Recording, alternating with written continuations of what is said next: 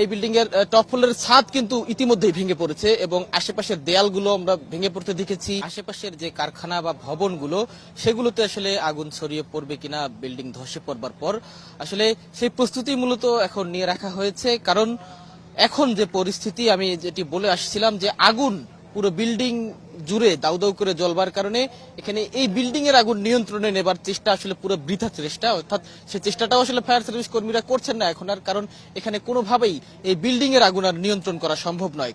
এই বিল্ডিংটি পুরোপুরি জ্বলে পুড়ে ছারখার হওয়া না পর্যন্ত এখানে আসলে আগুন না নেভারই সম্ভাবনা বেশি।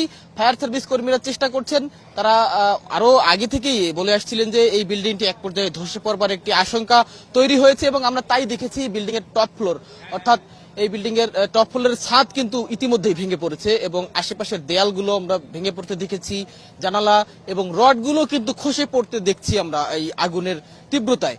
কাজেই বিল্ডিং ধসে পড়বার পর সম্ভাব্য আরো কি কি ক্ষয়ক্ষতি হতে পারে বা কি কি আশঙ্কা রয়েছে সেগুলো নিয়েই কিন্তু এখন ফায়ার সার্ভিস কর্মীরা তারা পরিকল্পনা করছেন এবং এই পরবর্তীতে এই ভেঙে পড়ার পর ধসে পড়বার পর এই আগুনের তীব্রতা যেন আশেপাশের কারখানাগুলোতে ছড়িয়ে না পড়ে সেজন্য তারা আসলে সব ধরনের পরিকল্পনা করে রেখেছেন এবং তারা সেই প্রস্তুতিও নিয়ে রেখেছেন। এখানে উদ্ধার কর্মীরা রয়েছেন, ফায়ার সার্ভিস, নৌবাহিনী, বিমান বাহিনী এবং সেনাবাহিনীর সদস্যরাও কিন্তু রয়েছেন। আমরা দেখেছি ফায়ার সার্ভিসের অত্যাধুনিক যন্ত্রগুলোও কিন্তু ইতিমধ্যেই নিয়ে আসা হয়েছে, রোবোটিক্সের কিছু সিস্টেম আমরা নিয়ে আসতে দেখেছি, সেগুলো আসলে প্রস্তুত করে রাখা হয়েছে যেন ভবনটি ধসে পড়বার পর আগুন আর বেশি দূরে ছড়িয়ে যেতে না পারে কিংবা আশেপাশের কারখানাগুলোতে ছড়িয়ে যেতে না পারে।